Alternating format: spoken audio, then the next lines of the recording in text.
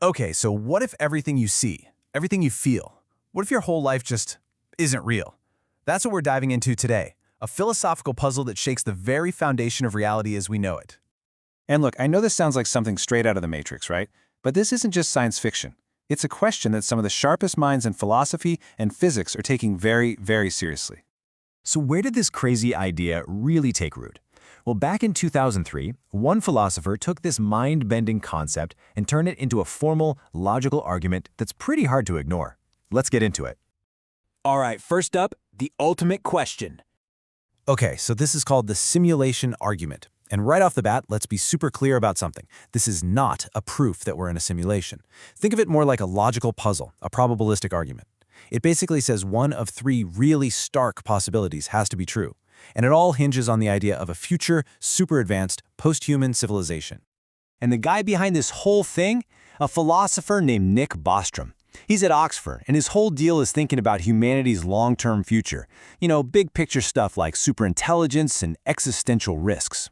His background is this wild mix of physics, neuroscience, and philosophy, which gives him a pretty unique angle on where technology and humanity are headed. Okay, let's get to the heart of it.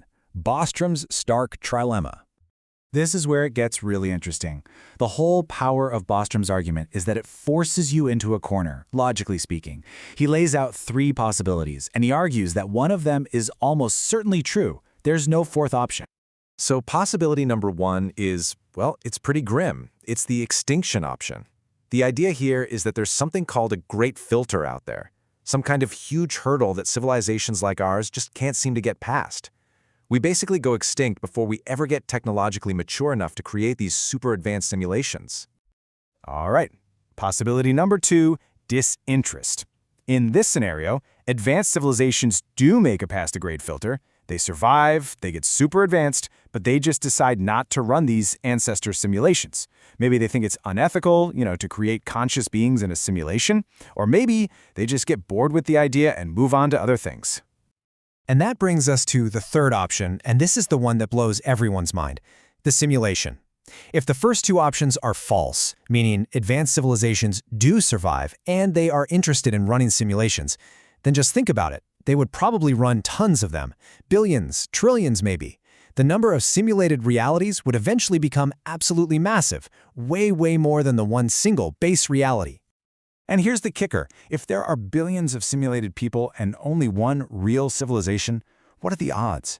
By pure statistics, any consciousness, yours, mine, is far, far more likely to be one of the simulated ones than part of that original base reality.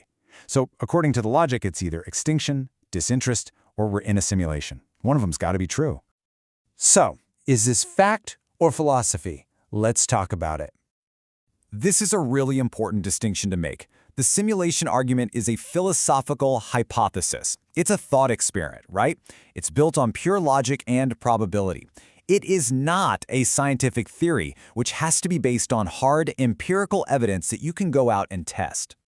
And yeah, there are some pretty good reasons to be skeptical. For one, there's zero verifiable scientific evidence. Zip. But the bigger problem might be that it's unfalsifiable. I mean, think about it. If you find a glitch, someone could just say, oh, that's supposed to be there. It's part of the program. Plus, you've got counter-arguments like Occam's razor. The simplest explanation is usually the best.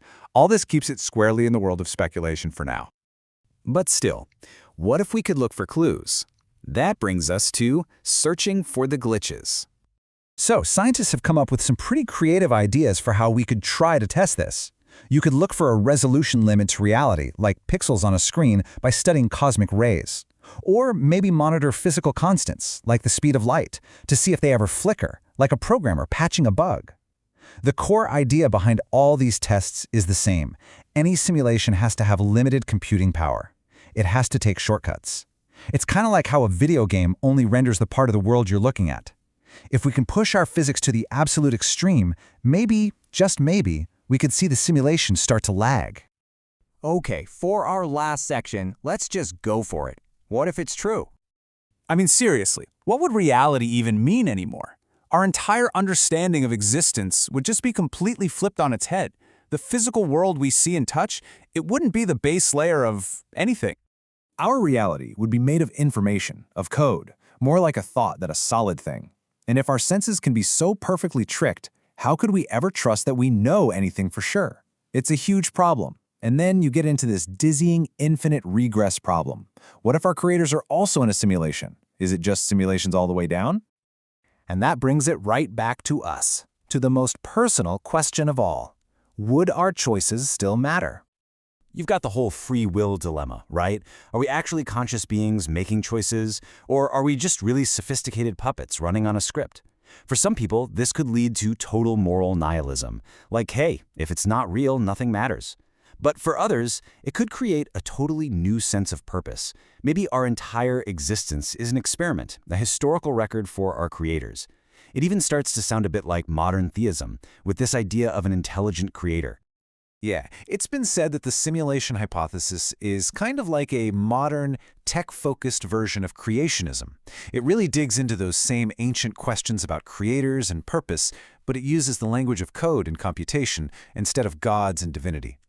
So I'll leave you with this final thought. If you found the exit button, if you found a way out of the simulation, would you press it? Ultimately, that's what this is all about. It's not just some abstract puzzle about physics. It's a really deep question about what it means to be human and what makes our lives valuable. And as we get better at creating our own virtual realities, you gotta wonder which of Bostrom's 3 paths we're headed down ourselves.